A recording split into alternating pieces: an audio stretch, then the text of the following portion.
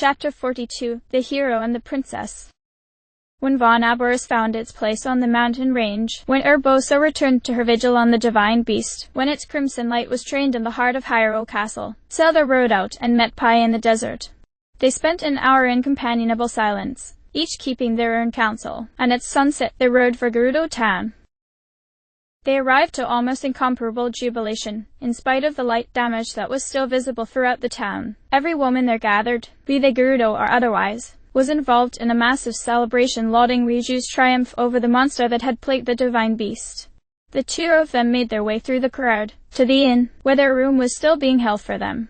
Well, they assumed it was, anyway. The proprietors were outside, partaking of the festivities. They slept the sleep of the justly exhausted.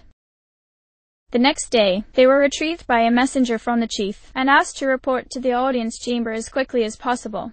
Paya was mystified. Zelda, suspecting that Riju knew they were intending to leave, made sure that their bags were packed, though they did not bring them.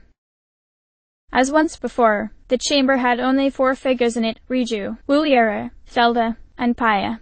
The other guards had been dismissed some time before, though 2 remained outside of the door, just close enough to hear. They would, Zelda surmised, serve as the vector for the contents of this meeting to spread among the other gods, and from there to the populace. Riju spoke to them briefly, thanking them for their aid in the retrieval of the Thunder Helm. She said, "It may even be that, without your help, the means for taming the divine beast might not have been regained without a great deal more bloodshed. For this, Princess of Hyrule, the Gerudo are thankful." There was a moment, just a moment, where the shock of Riju speaking openly of Zelda's identity left the Hylian girl stunned. "She knows the guards will spread this. Soon every Gerudo in the town will know, perhaps before the end of the day. But she want it that way. The Yiga are all dead. Does she surmise that the danger to my person is lessened?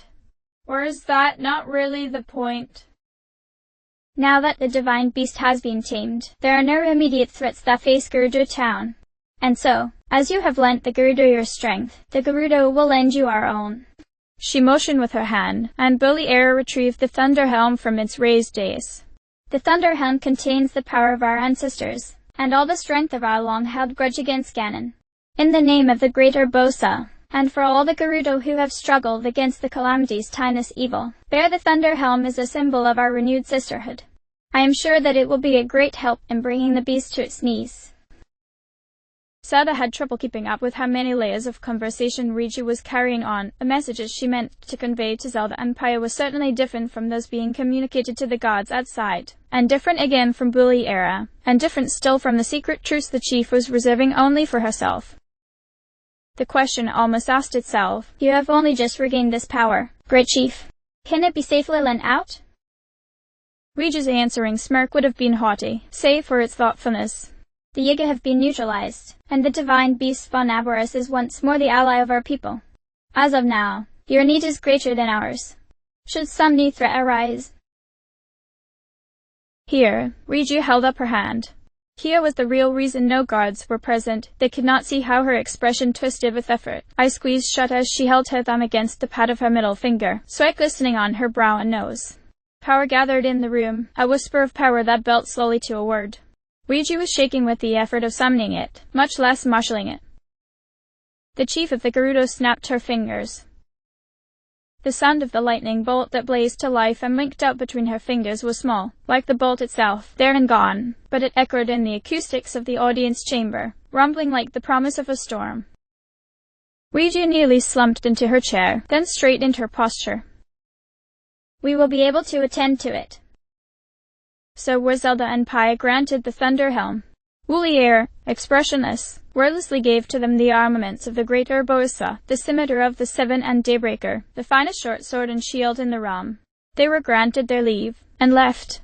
They did not look to the gods, who were nearly vibrating with the enormity of what they'd heard, as if they'd been charged by the lightning that Riju had summoned. The pair returned to the inn, retrieved their packs, and set out from town. No one paid particular mind to them as they went, though word was spreading quickly behind them. There was always the understanding, between Zelda and Paya, that they would need to devote time to tracking down the rest of the locations where Zelda had apparently recorded her memories.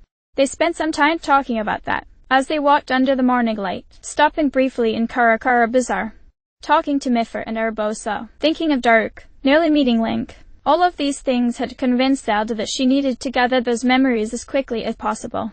She would expand her powers, reaching out to be something near to her previous self, regardless of what that would bring. Paya would keep her anchored. For all that they feared for one another, they were more willing to fight than to surrender. There was no more talk of Paya going home. The subject was discarded, though not forgotten. After they were done talking, Zelda activated the Shake a Slate and they left the desert behind. They went to the plains first. Tomorrow is my 17th birthday, so then I shall go and make my way up the mountain. It was so hard to read his expressions, even now, even after all the time they'd spent together and how much he had proven his trustworthiness, and his trust in her. He didn't flinch, or scowl, or even blink expressively. A moment after she spoke, he nodded slowly. Probably he had already known. He knew a great deal more about her than she would have suspected. Serving her, traveling with her, was a task that he had approached with the same precision and thoroughness as everything else in his life. Should that have made her feel strange? It didn't, she supposed. More, it made her feel comfortable. Why hide things from someone who had seen you at your lowest, and who knew so much about you? Well then, she said, we shall be meeting the champions tomorrow, outside of Kakariko village. Shall we make camp now? Or should we continue on? His answer was instant, as it always was when she put a choice before him. I'll set up camp. As you say. He moved quickly, as he always did. Not hurried. She didn't think he was capable of hurrying unless he had a sword in his hand, but so efficient that he didn't need to be quick. The fire was made before she could sit down, and her tent set up before she had finished warming her hands. Watching him fascinated her, his economy of motion, the way that he expressed his strength to make mundane tasks easier and faster than they would be for most people. But there was practice, too, familiarity with bivouacking that must have been built up over years. He was used to her stirring, by now, and thankfully did not mind. He set the cook pot on the fire and fell to preparing the evening meal with his usual flair and relish. Rock salt was added to fresh rice, and the sting of Goron spice filled the air before he began mixing in green vegetables and herbs. She wrinkled her nose. She didn't really like spicy food. He knew she didn't. She wanted to say something but held back. It took only minutes for him to present her with a lovely plate of vegetable curry served over rice. Her first bite was hesitant, and she braced herself for the mounting fire that was part and parcel of Goron spice, but it never came. She couldn't guess what, but something that he'd done with the seasoning, with the way the herbs mingled with the spices, had reduced the heat enough that she could tolerate it. Thank you, she said. It's delicious. He beamed. His cooking was one of the few things he ever allowed himself to express happiness about, and that only around her. She ate with relish. There was a delicate bitterness to the vegetables that was countermanded by the curry, lending the entire dish an almost lusciously fresh feel. It was filling, but eating it also made her feel lighter. She stirred the rice into the curry, then kept eating until there was nothing left. She was, in fact, so distracted by her dinner that she almost failed to notice that Link had not stopped cooking. He must have cleaned out the cooking pot, because now he was preparing something else, something she couldn't see, owing to the lid he had placed on top of the pot. Was he steaming something? Whatever it was, he was very focused on it, crouched next to the pot, staring at it, reading some signs from the hearth that she was not versed in. Almost as if he could hear her thoughts, he looked up and blinked at her. I'm sorry, he said. Would you look away for a moment? Now it was her turn to blink. Anyone else and she would be rankled by the request, not just because it was demanding something of her, but because she hated to be kept out of things. Anyone else. Of course, she said, turning her head to the side. She closed her eyes, too, just for good measure. The moment her lids fell shut, she heard him whip off the lid and scrape the interior of the pot with... Was that a plate? No, too small. A fork? A spoon? She couldn't tell. What followed was a flurry of sound and motion, some metal on wood scrapes and a great deal of much softer impacts, almost impossible to hear over the crackling of the fire. She had shifted over from being confused to actively wondering about what he could be doing when she felt him, more than heard him, kneeling beside her. "You can look now," he said.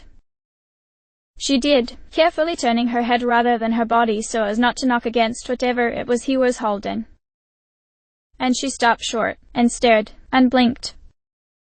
The plate he held was standard military issue, an assuming metal that had been slowly darkened by years of holding portable, non-perishable meals. Her eyes were stuck on the plate, just for a second. In the middle of that plate was a delicate-looking slice of layered cake.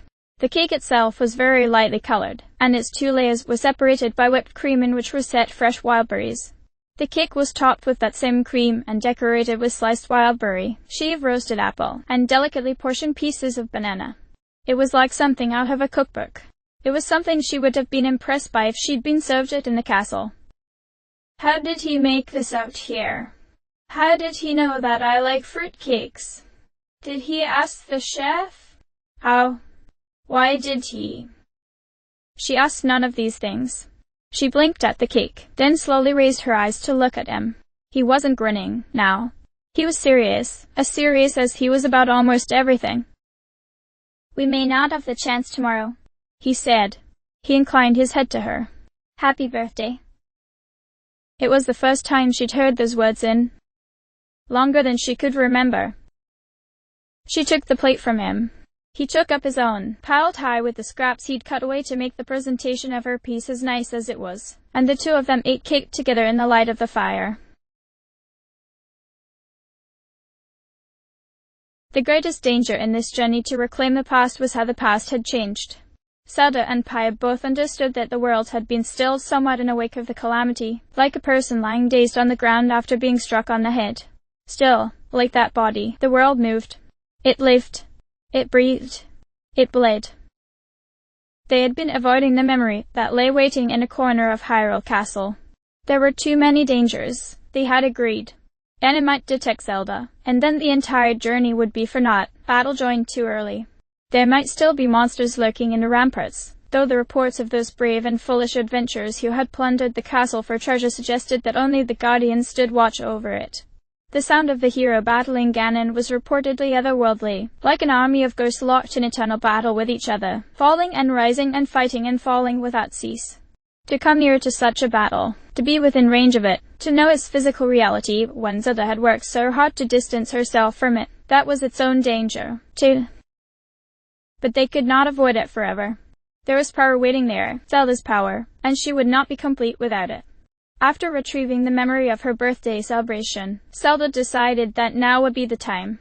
She had enough control that she could hide herself from Ganon, as Ganon had hidden itself from her a century before. But they had to be careful. They had to be prepared. The only living person who was intimately familiar with the architecture of Hyrule Castle was Impa, and so they sought her advice in Kakariko Village.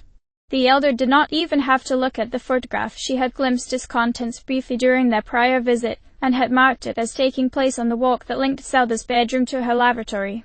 She provided them with a map, based on the last observed damage to the castle's structure, and with this they planned their advance. Imagine the Oracle of Hylia, the Princess of Hyrule, standing outside of the massive iron gate that marked what was once an impenetrable line of defense protecting the royal family from monstrous forces.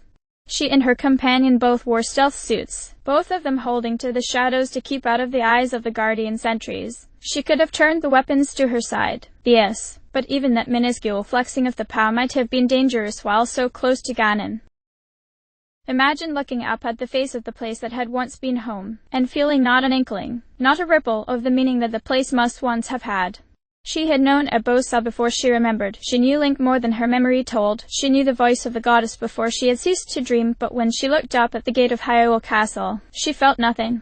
That emptiness was a terrible, yawning thing. Imagine the messenger of the royal family, the princess's attendant, standing behind her charge, watching, waiting, wondering.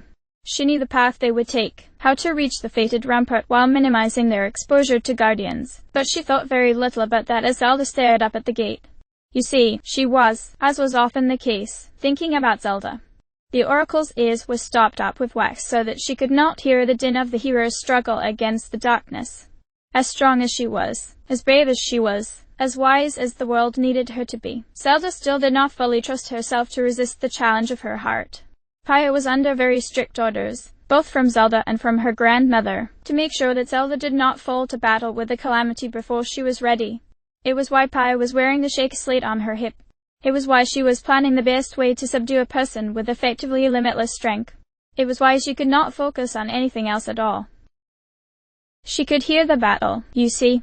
Zelda's earplugs mercifully, hopefully, blocked out the sound of it, but Paya could hear steel ringing on steel. The earth shook constantly underfoot, as if Hyrule Castle had a heartbeat, but Paya could draw the correlation between the shaking and the sounds that reached her a moment later. The power of those exchanges. She could not think of it. Zelda nodded, and Paya used the Magnesis rune to open the gate. They moved swiftly and silently, keeping low into the shadows, with Paya in the lead.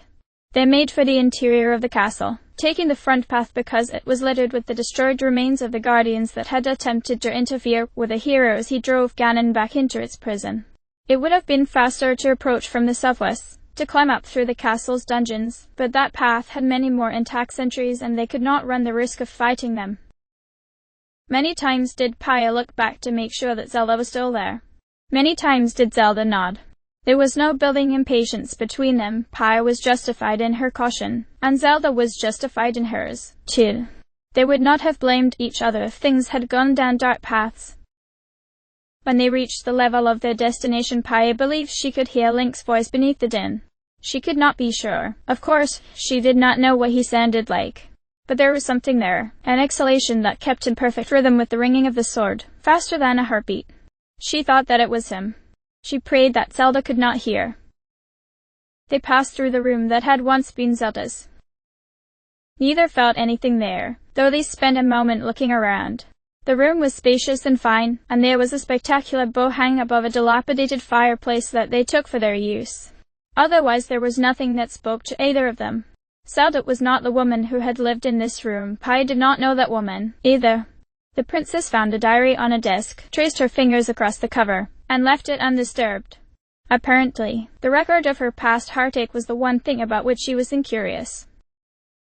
Zelda stopped by the door leading out onto the connecting path, looked over her shoulder at Paya, and said, "I'm going to remove the wax."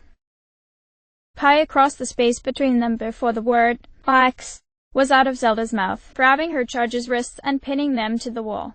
She had 4 or 5 options for subduing Zelda, was hesitating because she had to pick one, had to do this without hurting her. I've been able to hear him the entire time.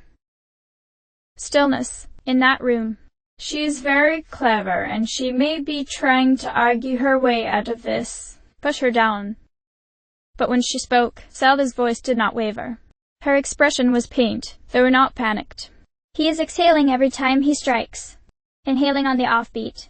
He is not vocalizing otherwise, but the leather of his gloves is creaking on the grip of the sword. He still has his boots, and the heels are hard when they strike the ground. I don't know how they haven't worn away. And I don't know how he... It went against every impulse of Paya's training, but in the end she had to obey the demand of her heart, and she released Zelda's wrists before stepping away. She did not apologize. She watched. She had to be careful.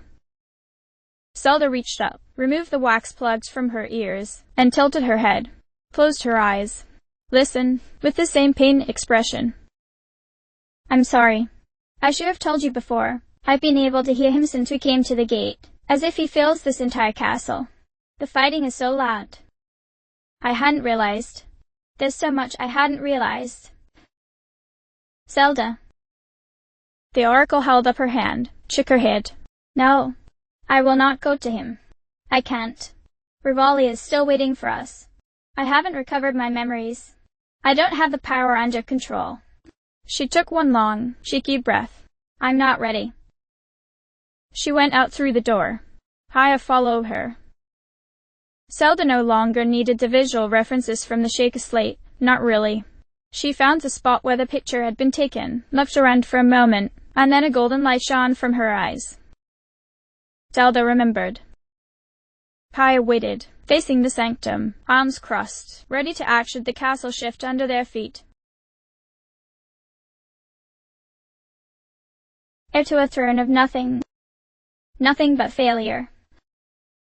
More words were exchanged. Small things, token things, delivered with a kind of regretful expression that told her that her father really did regret this, was weighed down by this with a commensurate scale on which a king could be burdened. She barely heard the words. She responded, I understand. Because that was always the thing to say. King Rome boss for Ms. Hyrule, her father who she had not seen smile in 10 years, whose warmest affection for her was only pity, nodded, and turned, and left. Through her room, because that was the only way to reach this bridge. The king's guard followed him. The door shut. A throne of failure, she thought, staring at that door. She felt, more than heard, as Link rose from his kneeling position. As Zelda's personal guard, he would one day have more authority than the Dowager King, but until then the hero was just like her, beholden to purposes and forces that were well beyond her control, whether they understood or not. No, I can't wallow in unfairness. The world doesn't care about unfairness. Ganon certainly doesn't. I wish, she said, surprising herself by the sound of her own voice, that I could argue with him. That I had the right words to convince him of. She reached for the word, or even the idea that she had been seeking, and found nothing. She shouldn't have started talking. Another dead end. It is worse now, I think. The calamity is drawing near, and even as we prepare ourselves for its return, as we arm the kingdom with the wonders of an age long past and bolster our knowledge with ancient secrets that could have celestial implications, the world revolves around my inability to weight the power of my foremothers. She was clenching her fists again, she realized. She willed them to relax. Link said nothing. No one could ever accuse him of being anything except a fantastic listener, and he could be forthcoming on a number of subjects, but on this one matter he could not help her. That makes sense, doesn't it? No one can. Princess, he said, and Link's voice at that moment was such a shock that she turned to look at him. Would you like to retire to your laboratory?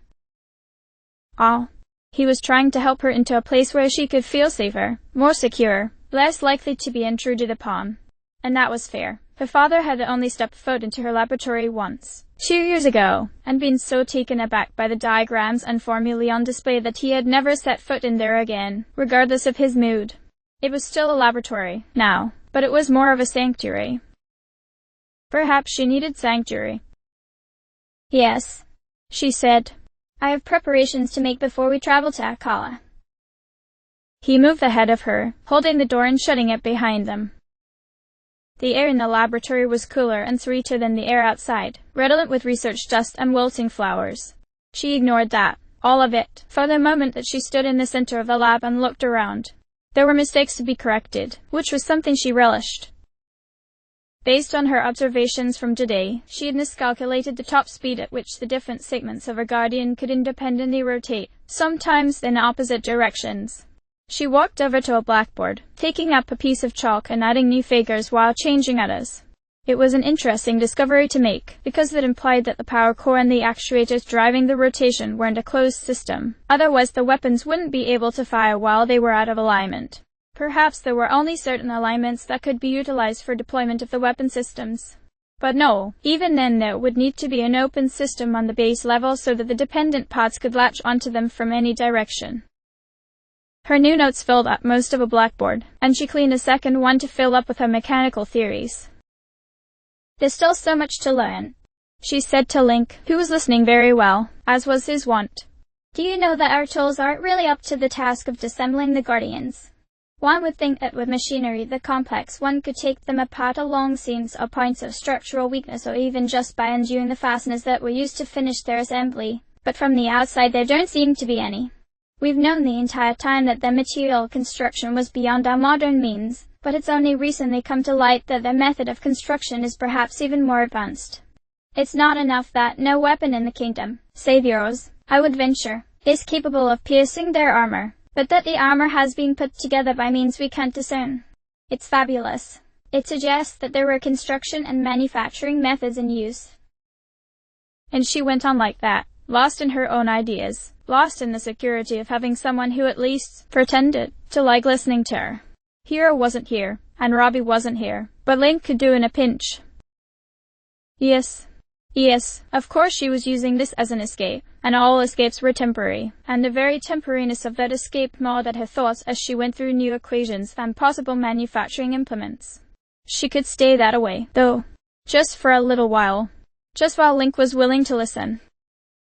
She went through an entire piece of chalk, and her fingertips were covered in it. She set the chalk down, turned, and Link was already standing there, a basin of warm water and a towel in his hands. She thanked him, washed her hands, and took her seat at her desk. For an hour she wrote in her research journal, recording the minutiae of her observations, tried desperately not to color it with her personal feelings. The last thing she needed was a second diary. This document was separate from the one in her room. Maybe it was separate from herself. Certainly it is separate from what the people need from me. Little thoughts, tiny things but still noticeable, intruded on her concentration from every angle. She pushed them aside, insistent though they were. This was her space. This was her time. However little of it she had, she would make use of it. Then she ran out of thoughts to put down, of energy, and of time. She closed her research journal, sat back in her chair, and sighed. Because it was always the first place she looked. She inspected the silent princess standing in the lone flower pot on her desk. Like the other specimens she had attempted to cultivate, it was wilting. No amount of sunlight, no variance in watering or nutrients she fed them seemed able to change the course of fate for these flowers. This particular specimen she had potted herself, using the earth that the flower had grown in, and maintained the hydration and ambient temperature of the field where it had sprouted. It should have worked. That the flower was still dying might have been indicative that it was relying on an essential element only present in the wild earth, and that by being removed from the earth it was no longer accessing that essential, wild energy. She scowled at it. It feels like you are a very blunt metaphor, she said to the sagging blossom. Princess?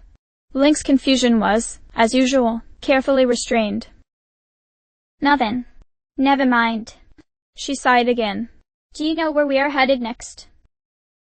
The Spring of Power. Yes. I suspect that it will be a very long trip. We should depart soon.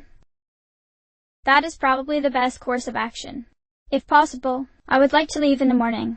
Early in the morning. Link paused. The king usually rises with the dawn. There was a moment where filial piety warred with everything else inside of her, and won, because it had never lost. It would not do to leave without bidding my father farewell. Shall we aim for an hour after sunrise? Another, longer pause. Something in this pause was almost electric, and she had to fight the urge to stare at her guardian. The king has said that you are to focus only on your training. Are you suggesting, and she tried to sound dangerous, or even offended, that his decrees that my duty to awaken the sealing power of my ancestors should supersede even my duties to him as my father or my king? Yes. No pause that time. No excitement, either. His affirmations were always blunt, and firm, and very precisely aimed. You make a compelling argument. In that case, I will rely on your preparations. Certainly it would be best to bid my father farewell before I leave on this journey, but if the hero himself feels that the kingdom is best served by my leaving an hour before sunrise, well... Link nodded. The two of them stood in the quiet for a while. It was a comfortable quiet. Quiet around him was always comfortable. I need his help in so much. Even in defying my own father, even in the smallest of things. I need his help, and he gives me that help, wholly and without hesitation.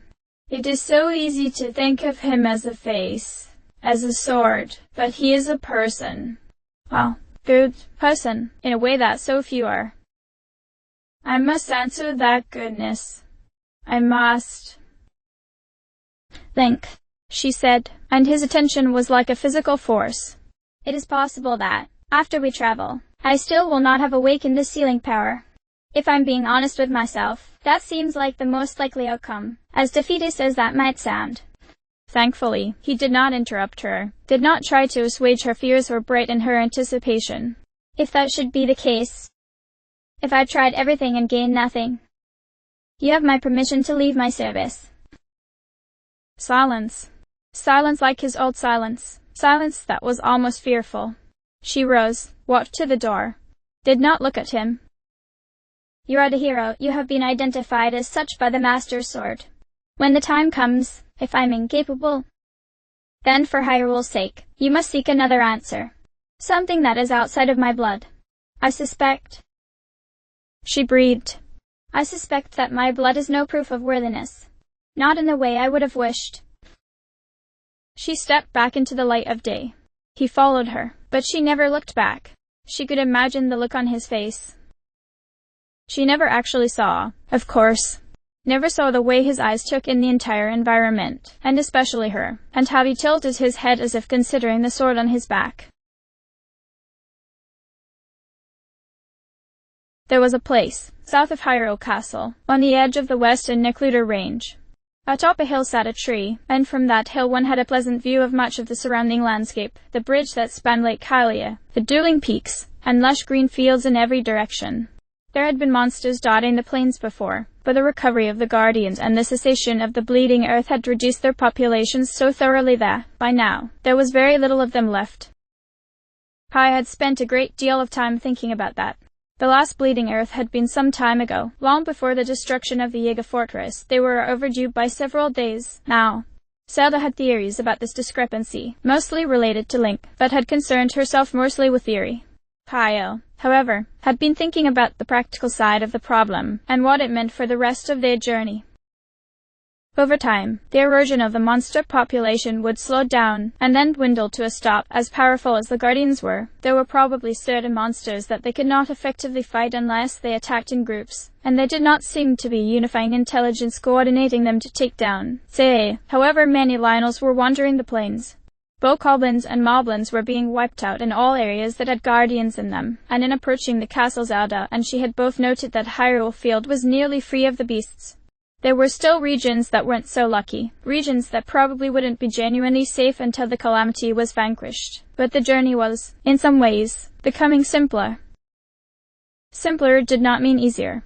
She had to remain vigilant, no matter what. Whatever beast could survive a fight with a Guardian would make every encounter that much worse, no matter how rare they were. The most powerful monsters tended to leave more obvious signs of their presence, but that was not always the case. She thought of the Lionel on Ploymus Mountain, how well it hunted. She had already turned even before she heard Zelda's gasp, that sharp inhalation that said her charge was coming up out of the reverie of memory. Every recovery of a memory since the one where Zelda recalled the deaths of the champions had been followed by a discussion about it. Zelda and Pyre would sit down together, and the Drained Princess would describe what she had experienced, what she remembered within the memory, how it functioned as a snapshot not just of a time and of a place but also of the state of her mind. They would discuss relationships that had had new light shed on them, wonder aloud about the workings of the world and how much those workings had changed in the past century. This was not going to be one of those times. Zelda staggered as if struck, and Pia was beside her, taking one of the princess's arms over her shoulder, taking some of the weight as Zelda's legs nearly gave out. Zelda's free hand came up, gripping Pia's opposite shoulder. Pi asked, "Are you all right?"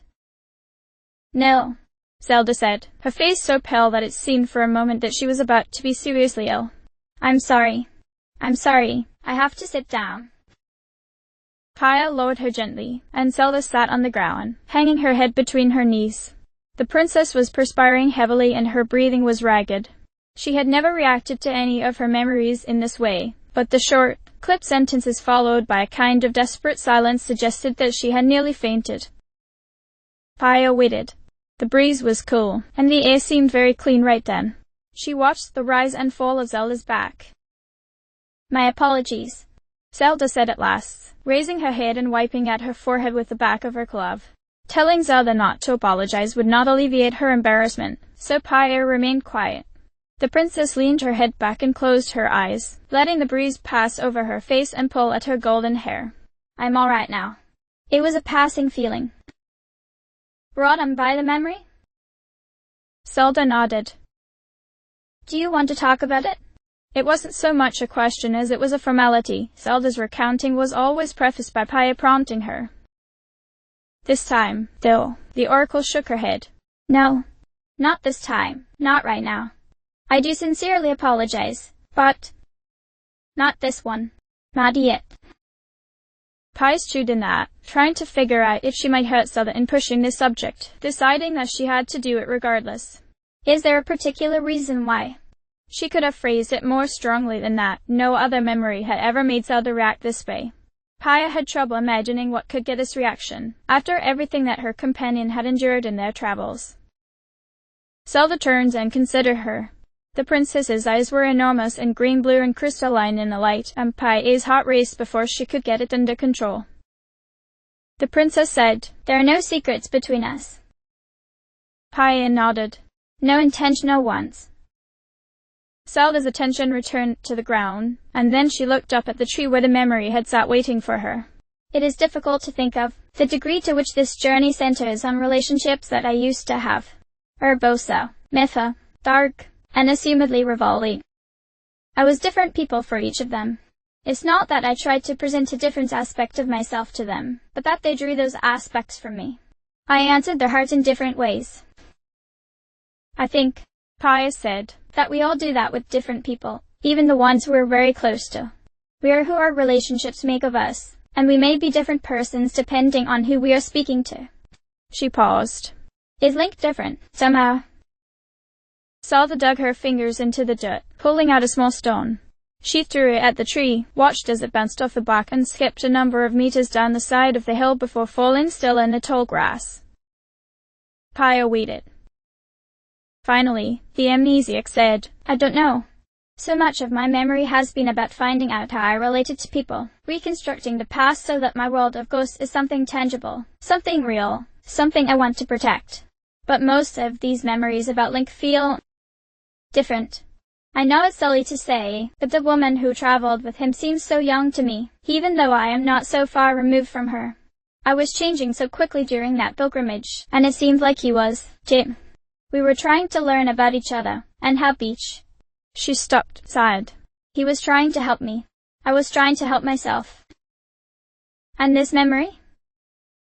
In this memory I was blunt. I was trying to come to terms with the idea that what the world needed from me did not reflect the person that I was, or what I was capable of doing or even being. Link was, from my perspective, just the opposite, born from a line of knights. And now he was the hero chosen by the sword. I asked him if, had he been born to these expectations and found himself unable to live up to them, he might have chosen another path. Pia could imagine that, for some reason, she visualized this conversation taking place in the rain. She always visualized Zelda as being sad in the rain, for whatever reason. She prompted, What did he say? Zelda rubbed at her mouth with her hand, stared hard at the tree, and shook her head. All right, she had to push a little bit more. She could be forgiven for that. You can't remember, but you don't want to say? She had thought Zelda would sink into silence, and so she flinched when the princess responded. There is a wall inside of my thoughts, the bricks composed of my amnesia. I've never told you this before, but it's because I've never thought of it while talking. I suspect that it is a defense mechanism, protecting me from the enormity of what I've forgotten, and that makes me think that what I've forgotten is not just the perspective and memory of a depressed, overworked girl. That there may be more to it, something related to the goddess, and that for some reason Link is related to that. She sighed. I both don't want to say and have only a very loose sense of what it was. I experienced it minutes ago, but the moment I awoke it was as if I'd forgotten it again. This was a bit much for Pia to take in all at once. She was almost regretting having pushed as hard as she did. Still, she pushed again. You think it might be related to the goddess Hyla? Zelda nodded. There are no secrets between us. Though, Pia agreed once more. The first memory I recovered was the one where I realized I loved him, Link. But since then, I have begun to think that I am not the first bearer of the power to have loved the hero of their time. The vision that we shared in the Quark village. There is an echo of it that remains. Highly remembered someone, maybe more than one, but I think only one, with a desperate, almost feverish love. I felt that love, shared in it. But now it's hidden behind the wall, the truth reduced to an echo, and I am left with a mystery. Echoes. Is there an echo of the answer Link gave you? Zelda nodded again. Was it like yours? The one you would have given, I mean? The princess got to her feet, offered Paya her hand. Paya took it, was pulled to her feet, was proud that her heart barely raced at all. I am getting used to this. To her. To myself. No, Zelda said. I don't remember enough to say what it was, but I do remember it was not like mine. This isn't something I appreciated at the time. I think I loved him because he was so different from me. Paya mulled this over as Zelda drew out the shaker slate and plotted a course for the northwest. And stop following me. She knew, even before she turned away and stormed off toward their horses, that he would not. It hadn't been a fair thing to ask of him. There was only one path down from this little plateau after all, but it was the truth of what she wanted, and, for Hylia's sake, hadn't she held it in enough?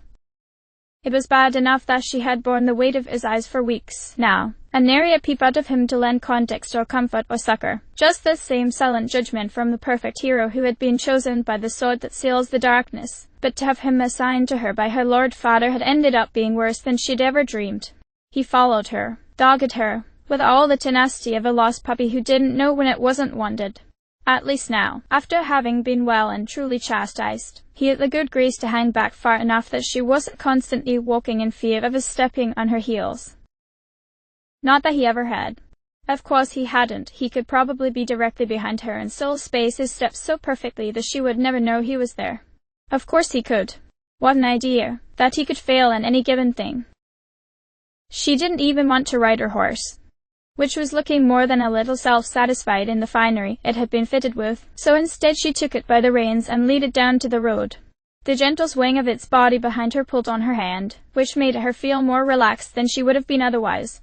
This reflexive relaxation added to her irritation.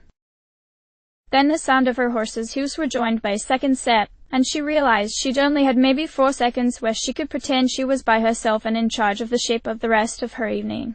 She unclenched her jaw, mindful that she should not grind her teeth.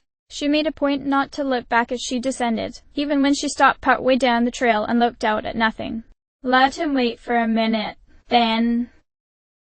The day was getting on when she reached the road. In fact, one could argue that it was ending, the sky fading over into shades of brilliant gold. She stood, and now she was watching mindfully. She could not see the sunset from her vantage point, but the play of light across the sky was truly, doubly gorgeous. I am being unkind. It was not an unjustified unkindness. Is there such a thing as justified unkindness? Certainly. More, there was such a thing as people who were better equipped and prepared to compartmentalize and experience the unkindness. And the hero, for all his silent judgment and taciturn thoughtfulness, was not exempt from that measure. Yes, he could take a little bit. So she ignored him mindfully, pushing him utterly from her thoughts. She would pretend that his eyes were not on her back, that he was not judging her as she stared at the sky like a child. Let this moment of repose be a meditative moment. If it made everyone else feel better, she would even say, if pressed, that she was communing with nature. It wasn't that far from the truth, was it? After a few minutes of watching the sky slowly darken to a brilliant shade of red gold, she decided that she'd had enough, and that Link probably had, too. Probably best to let him off the hook, now. Quite a lovely evening, isn't it? She said in her most civil tone, turning back to him. He wasn't there. What was there, a little ways up and just off the road, was the spot where he'd set up camp. Her tent was already erected, and Link's horse was tethered to a post that was part of their luggage. Link's bedroll was against the side of the tent, waiting to be rolled across the entrance once Zelda had retired for the night. Link himself was bent over the cookpot, from which rose a great cloud of steam and the smell of roasting herbs. She thought he glanced at her out of the corner of his eyes, but of course she could not be absolutely sure. Of course, she said to herself. Of course he would do all this while I was watching the sky. He should have been a jester, rather than a god. I would be staggered if his skill with a sword could match his ability to make people feel foolish. With a heavy tread she led her horse over to the fire, staring at her feet for most of the walk. She couldn't decide if she wasn't looking at him out of anger or out of embarrassment, but she would not let it be both, for some reason. She stopped before the fire and raised her eyes again. Once more, he wasn't there. Where in the... Her reins slipped from her fingers, and she turned just in time to see the back of Link's head as he gently and expertly led her horse over to the hitching post. She hissed a sigh through her teeth, went to take her seat by the fire, and nearly sat in a plate of food. She caught herself in time, took the dish into her lap, and it was a very lavishly made fish pie, the crust shaped impishly like a fish and the whole thing redolent with excellently balanced herbs and spices set in a thick cream sauce, and began to eat. It was delicious, of course. He didn't really know how to make anything that wasn't.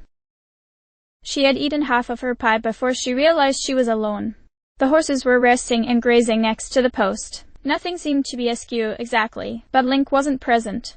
She took another bite as she craned her neck first one way and then another.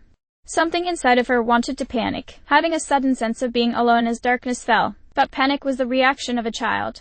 She would not be a child. "All right," she said. "If he's gone, I'm left with only a few possibilities. He's either stepped away momentarily," in spite of the fact that he'd never stepped away long enough for her to notice before, somehow, "been accosted by some silent assassin, or he is obeying my command." Lining those up, she felt sure in her reasoning. She took another bite of pie. She still didn't understand how he managed to make his crusts so flaky while basically steaming them. She chewed as she thought. "Given how long it's been since I last saw him, I think I can discard the first possibility. The only cases where he's been out of sight for this long are always prefaced by his warning me beforehand. It's possible that he is appropriately chastised in the wake of our conversation and thereby forgot to inform me, but he's never responded that way to me before, so it is so unlikely that it can be safely dismissed. The second possibility, that he has been physically overwhelmed, seems equally unlikely." Another bite, another thoughtful chew, and another swallow. "I don't think there's anything in all the land, maybe in the world, that could lay him low in a contest of arms. If he fought something or someone, I would surely hear as he killed it or them. The only way this line of reasoning works is if he was subdued by an assassin who was capable of incapacitating him without making a sound. Assuming that such a threat existed, and I am convinced it does not," she said to the darkening night behind her, "there is no reason it would not have come for me first, or at least come for me while I sat here." Sound reasoning. It did not stop her from looking over her shoulder, though. No one behind her. Which meant she was right, and not about to die. Two good things in one assurance. She turned back to the fire. "So, I am left with the third possibility. He's obeying my command. Given that his horse is still hitched, he most likely has not set off for Hyrule Castle to inform my father that I do not require constant protection." She sighed. "And why would he? He has made his sense of duty in this regard exceedingly clear, many times. I don't know why I'm even bothering to work this out when I can solve the whole thing in one sentence." She raised her voice. "You can come out, hero." She didn't know where to expect him from, but wasn't especially surprised when the hero emerged from the dark behind her tent, carrying an empty tin and a fork. The light of the fire made him look almost spectral. His expression was perfectly neutral, perfectly controlled, as he crossed the distance and took his seat next to the fire. Her eyes were fixed on the military issue plate he'd recently emptied. "Did you eat your entire dinner in the dark behind the tent?" His reply was clipped and quiet, barely louder than the fire. "I don't need to see to eat." She wrinkled her nose. "Actually, I can imagine that presenting a challenge. Regardless, why did you do such a thing?" He leaned forward, resting his forearms on his knees, staring into the light. He wouldn't look at her. Why wouldn't he look at her? Not embarrassment, surely. She didn't think he could even feel embarrassment. Disgust, perhaps. "You wanted time alone." Anger flared behind her eyes, white-hot and virulent, so it pressed up against the corners of her vision. She didn't let it come through in her voice, save as a tremor that was surely too subtle to be heard. "I wanted respect. To be allowed to shape my own travels, for myself, and to take up the mantle and the responsibility of this pilgrimage on my own behalf. To spend my time on this journey alone, in keeping with a meditative air, not worrying about whether my so-called guardian had wandered off or been killed or decided to hide in the dark like a chastised child." That, at last, made him raise his head. He locked eyes with her, and the weight of his regard was like a slap across her face. She felt herself flush, drowned in shame twice in a single moment, and was forced to look away from him, from the judgment there. He'd heard her being small, and cruel, and petty, and of course he would judge her for it. Why shouldn't he? He was the hero. He'd already proven himself, the high role into the gods, and only his deeds could serve to elevate him further. Why do I want so desperately to hurt him? Link put a stick in the fire and said, I won't do it again. That was it. No justification, no argument, not even an apology. A simple, clean statement of intent, which she knew instantly would be true. The hero's word, he had proven more than once by now, was his bond. Thank you for dinner, she said. His hand was already out, taking her plate from her. She barely noticed. She retired to her tent, as early as it was. Lying awake for a long time, she thought over that exchange, the words said and unsaid, and the weight of his eyes. How she'd spent the entire day failing in front of him, relentlessly, thinking that she could affect him, shake him, a childish thought, born of childish reason and carried out with childish resolve. Over her own tossing and turning, she did not hear how long he sat by the fire, heating logs into it, nursing his own thoughts. She must have fallen asleep, because she started awake to the sound of his bedroll being rolled out in front of her tent. She lay listening for 10 minutes, unsure why it seemed so important. Curiosity gnawed at her. She could not have said why, but she wanted to see him, maybe even to check on him. Not that, she assured herself. Slowly, over the course of what must have been a quarter hour so that she could be sure she was making absolutely no noise, she exited her bedroll and crawled across the interior of the tent. With agonizing slowness she reached forward with one finger, hooking the tip around the flap of the tent. She pulled it aside to the smallest degree possible, leaving only the barest sliver of space through which she could observe the night. She looked, for a long time, at Link. He never noticed her. And for all that time, until she let the flap fall closed and retreated to her bedroll, the hero lay awake, staring at the sky. The shadow of Vaughn Meadow passed over Zelda and Paya in another long, terrible sweep. They looked up together, as they'd done each time, squinting against the glare as the silhouette of the divine beast blocked the light of the sun, however briefly. Their trip into the Tabantha region was mostly uneventful, from their perspective. Flying guardians were set in their path, and would have posed a challenge to any traveler that was not Zelda. The amnesiac princess saw them before they spotted her, and reached out to them with the power, restoring them to the state that had been theirs before the calamity's harsh kiss. The change in them was instant, and as a group they swung about, heading further along the path at a pace far more rapid than Zelda and Paya could have kept up with. Perhaps an hour later, concussive eruptions sounded from far ahead. Whatever monsters the guardians had been seeking out, they found it. Activating the Tabantha Tower had been quite a climb, and the two of them rested at its peak, taking their lunch while the afternoon wore on. Following instructions given to them in passing, they sought out the third fairy fountain and found it. Kisa greeted them warmly, just as her sisters had, and with her magic increased the protection of their armor. You do not need to hear how they reacted to the third level of a great fairy's blessing, surely. Paya was only fully conscious for the first contact. Regardless, everything after that was experienced through a haze that nearly qualified as stupor. The Tabantha region was cool and quiet, and ideal for conversation. So talk they did, in the way of people who had traveled long and been through much together. There was no need to fill awkward silences, now, and conversations could be picked up and continued after an hour's rest or even more. There was distance between them, of course there was, but that did not preclude the simple intimacy of enjoying one another's company. I think, Zelda said at one point, that I do not strictly need to visit shrines any longer. Rito Village was rising before them, a spire of stone around which one could see flitting shapes. The Rito themselves, though above them lurked an avian terror. They would reach the village in a matter of hours. Have you collected an adequate amount of strength? Paya's question said that she knew the answer would be in the negative, which was usually how she asked for more details. It was still an odd habit, to Zelda, but was probably ingrained in her when speaking to social superiors. That thought was sour in her mind, but she was much better at hiding her thoughts than she'd been a century ago. She answered, with not a single misplaced inflection, No. I think that, in order to prepare myself as well as possible, I should collect every spirit orb from every monk, if I can. However, collecting those spirit orbs does not, I think, necessitate visiting each of the shrines physically. Do you remember how I described teleporting to the shrine above the Yiga hideout?